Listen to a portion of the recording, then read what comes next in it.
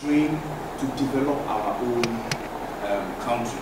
That is why even as a government or in our governmental setting, more attention is given to the grammar schools than even the technological and the vocational, which has its roots to the African indigene or what Africa really means, because no country can develop without technological or indigenous vocational works, which was some of the things that every home trained this child when you are growing up in the African setting.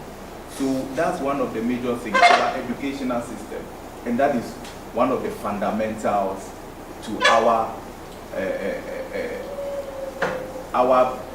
problems of being poor. Meanwhile, we have everything in this continent. The other thing is also about our language. When I talk about language, not the language of different tribes, but the language of unity, which was one thing that Nkrumah has been pushing until his demise, the unity. This wonderful continent, Nigeria, Ghana, Togo. But before you even go to the other country, you need to get a visa or a yellow card or whatsoever. But it doesn't happen in other continents. We are a wonderful continent of different people with wonderful ideas, wonderful initiatives, wonderful backgrounds, and wonderful cultures. I think if we can amalgamate all these cultures together, we can have a beautiful continent as Africa. So I think unity, lack of unity between the various nation states on the continent is a major problem, a major reason why we are still poor. And then the second point I would like to talk about is corruption. Corruption. It is one of the things that have been introduced into our system by our colonial masters.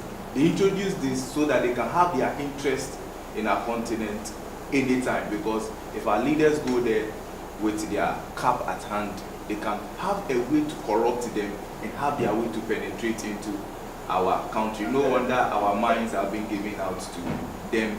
They'll take it, exploit it to their own sustenance. Why? We have people in Africa who are dying of hunger, people in Africa who are dying of common malaria, just because there is no money to acquire or get medicine for these people.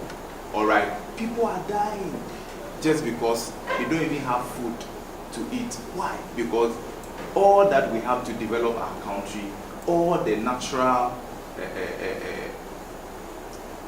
products that we have is being taken away. Ghana has discovered oil, but we are still having serious issues with oil prices and other things. Ghana have a lot of other things, but we say import. We have rubber factory. I believe you went to Takarodi, you saw the wonderful big rubber factory there. But most of our rubber products, if not all, we still import from other countries, which I don't get it. But it is so because our educational system is not trained so that when we manufacture or we get all this rubber products from our natural reserves, we can process it and use it in our own country to develop and to benefit our people. So everything is being exploited and then it's being taken away. So I think that's just one point so that we don't lose track of the lines. I think that one of the things that he said that we need to be able to try to celebrate. He's mentioned time and time the education system. Yeah. Now, you would see that this discussion has not said nothing about who controls the education system, first and foremost. So, if you bought a software to install in a machine, it says that it does a specific work. That's sure. So, the apps that you are putting on your phone, you don't expect to put on Snapchat and WhatsApp on Snapchat. It's very basic. Yeah. The things that we are being taught is the things we are doing. If we don't know why people left their country to come and enslave our people over centuries, just let us look at just this guy. if somebody comes here and by use of force and injury, come to take all of us, and we are all working for him for years, what will happen to this setting? Then on top, you come back to colonize the people and take their resources for centuries. The British were here for 113 years. Take all the resources and then impose a school system on the people to make them ignorant. Mind you, we have life before slavery and colonialism. We don't interrogate that. So when we say it is our mindset, it is our mindset, it is our mindset, how do you change your mindset? You know? So let us also look at the influences and interferences from outside that is responsible for the control, because when they came to take control of our resources, they didn't do so to leave it for us. So you talk about mineral wealth. Who owns it? We. Who controls it? Not us. It is the politics that they tell us is voting in this country that is a problem for us. Because if you think that your political responsibility is to put a piece of bread in the ballot box every 4 years and go and sit down and expect that things will change, what sort of change are you expecting? So we don't have control over all these resources we are talking about. We don't control anything. Ghana has a lot of gold, just like South Africa. But the last time we checked, they said they give us 5% of the gold. So we don't have to blame ourselves and say that it's because of our mindset. Any society, if they have 95% of the gold, they can do something for themselves. Exactly. They can provide healthcare, housing, education. They can do infrastructure. When it comes to bauxite and don't see the trucks going up and down to the port every day. It's the same exploitation. We don't control it. But yet we say we are in a democracy. What is a democracy? That we have control, we have a say. What say do we have in the exploitation of our resources? So what sort of democracy do we have? What democracy gives the right of our resources to foreigners? And we'll sit there and call ourselves, I belong to party A, party B, party C. And then when we finish school and we don't have jobs to do, we are complaining. Because they are using us to augment or to as a facade for that democracy they talk about. And once they get me and you to belong to party A and party B, and we are fighting against each other, we are also contributing to the same process of control of our resources. And so we don't have to point fingers to the leaders. We are not elected any leaders. They've been imposed on us. When you grow up, you are just as president here. If you don't raise your consciousness and speak truth to your members, by the time you leave, you are going to become member of parliament for your area. And you go and sit in the same parliament, and they pass the same bogus laws to oppress your mass of them. It's the same thing. So those leaders you call are not invented from anywhere. They are amongst us. Some of the people who were in the same school with us when we met the A-APRP, when we joined the A-APRP, some of them have gone to join government. Wow. And the very things we're talking against, learning and studying and all, they are doing the same thing. But if the more of us do not raise our consciousness and join the struggle for Africa's liberation, for Africa's unity, and we allow a few to control or serve as puppets for those who are seeking to exploit us, then this system will continue to go on and on and on and on. So don't let us exempt ourselves and we have not done anything. By voting in a process that is not democratic, but believe there is democracy, is part of the problem. By joining one political party, all you do is that you have a t-shirt and a man you like, maybe he's from your tribe, and you have a beautiful song that you want to sing. Just like Man U, Arsenal, Chelsea. This is our life. This is our life. So it is not just enough for us to just say the problems. Where is our responsibility in the problems that we are mentioning? So they control our resources. It is owned by us. It is endowed to us. Who controls it? Who gives that control? Who gives legitimacy to that control? If the government goes to China to go and sign an agreement, or goes to the US to go and sign an agreement, not in our favor, but you have put a piece of paper in a box to legitimize that government, who is responsible for the problem? All of us. So we must also accept some responsibility as students. If our people at home don't know, we can pardon them. But we have come to school. Exactly.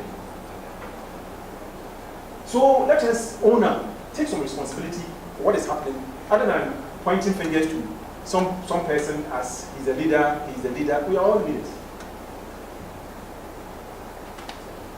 Thank you, sir.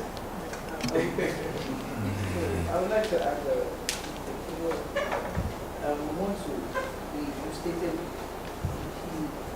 you stated two questions. I don't think we answered it. Who controls the educational system? And who gives the control?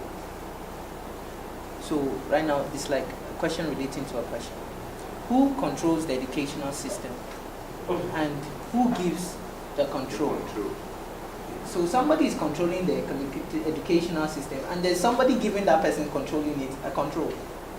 Can we see the relation? So right now there's two things happening. Okay. In one pot.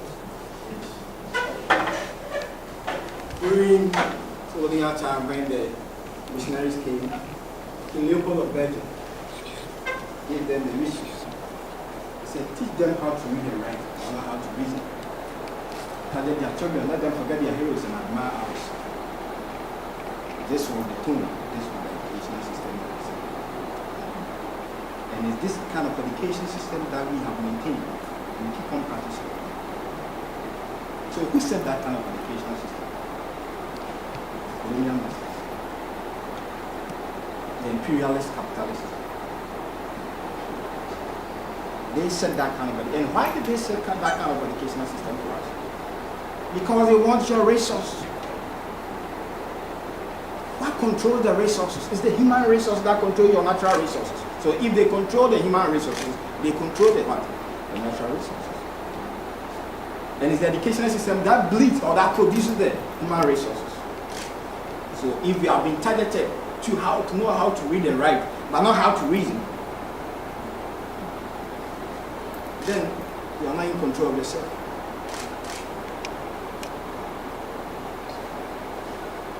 So then, who said is the capitalist imperialists, the colonials who came here and enslaved us.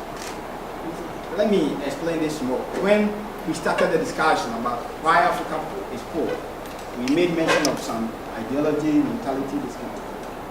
So let me, and Comrade Abaje elaborated on it.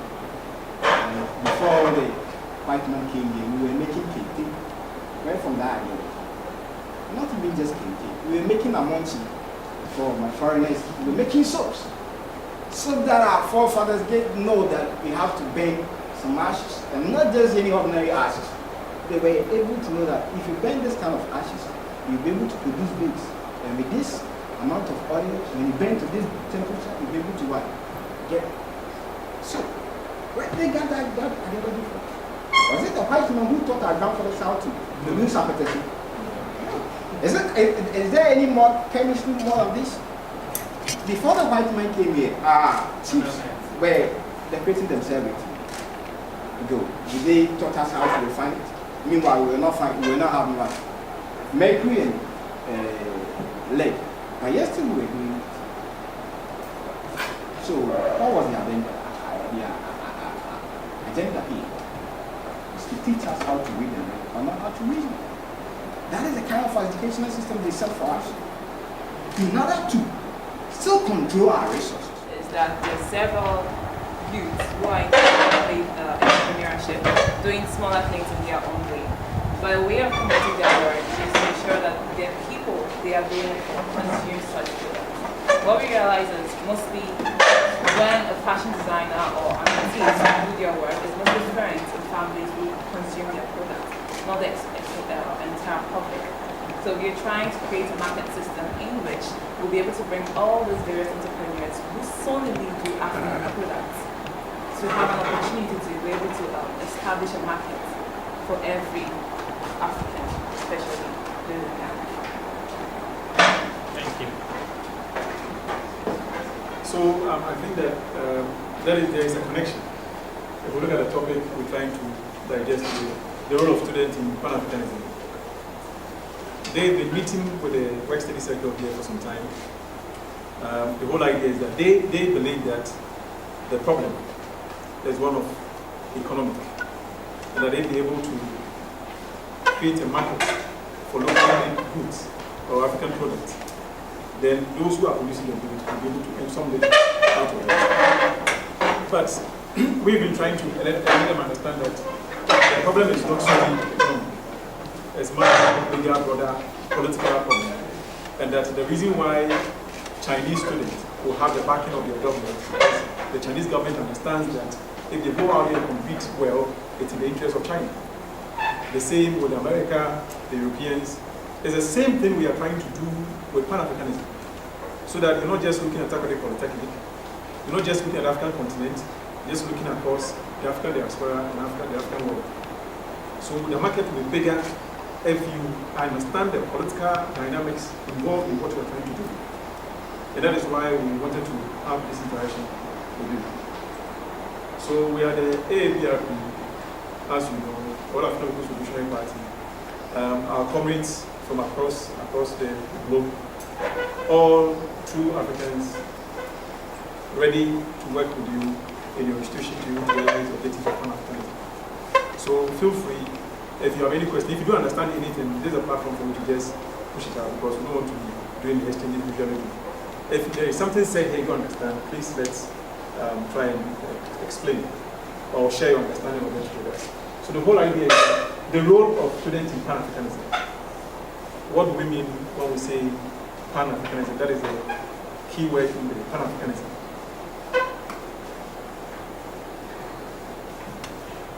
You've thrown a question to everybody. Everybody. Okay. Pan-Africanism is the total liberation and unification of Africa under scientific society. That is Pan-Africanism. Okay, so that's a definition. That's our definition of Pan-Africanism. He's mentioned certain terminologies, obviously, which will be new to most of us. So let's, those of us in the party, let's try to allow those who are not in the party to be able to also bring their understanding of what Pan-Africanism is. If we say Pan-Africanism, to those of you in class strongest and experienced in mechanical engineering, what can you add? What do you understand of Pan-Africanism? In your own words.